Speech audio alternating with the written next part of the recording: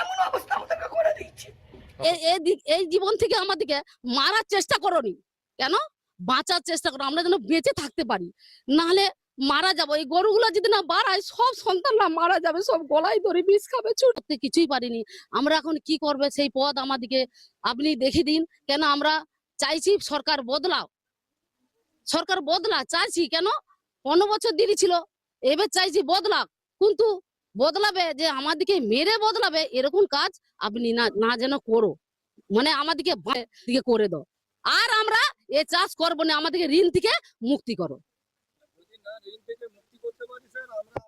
সরকারের কাছে স্বেচ্ছা মৃত্যু ছাড়া, আবেদন ছাড়া আমাদের আর কোনো পথ নেই।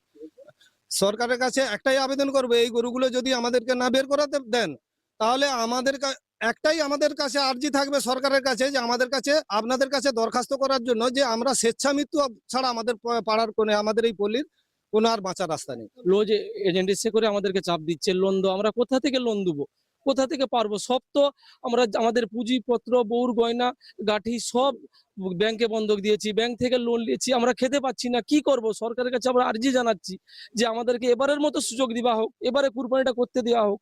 আমরা কি করে জানবো যে এরকম হবে?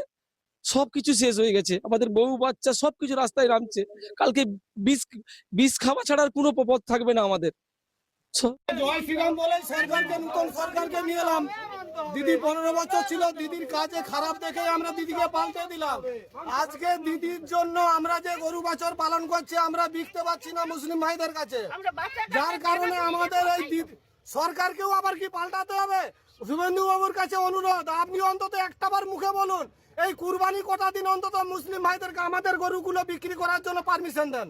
বাড়ির লোকে 10টা 15টা করে গরু পুষেছি, ছোটবেলা দিয়ে খাবিয়ে মানুষ করেছি।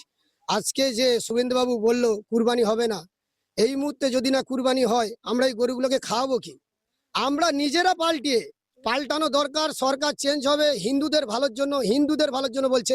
কাল আজকে গরু কারা পুষছে? হিন্দুরা, একমাত্র মরবে হিন্দুরা, এখানে কোনো বাঙালি ছাড়া কেউ মরবে না। একটা ছোট ছোট বাচ্চা, এখানে সবাই গরুর পিছনে পড়ে থাকি, দীর্ঘদিন কষ্ট করে মানুষ করছি, কি করে খাওয়াবো, কি করবো? লোন 10 লাখ টাকা ব্যাংক থেকে লোন লিবা আছে, 10 জনের গ্রুপ লিবা আছে, কি করে টাকা পরিশোধ করব? কিছুই খুঁজে পাচ্ছি না। আমরা গোটা পাড়া সাপোর্ট হয়ে বিজেপিকে ভোট দিয়েছি, আজ বিজেপি আমাদেরই ক্ষতি করছে। হিন্দুদেরকে মারার জন্য, মুসলিমদেরকে জব্দ করার জন্য যে চেয়েছিল, কিন্তু এখানে হিন্দুরা মরছে, মুসলিমরা নয়। কারণ হিন্দুরা গরু পোষে, এখানে একটা একটা করে প্রত্যেকটা ভাই গরু পোষেছে এখানে, কিন্তু কষ্টটা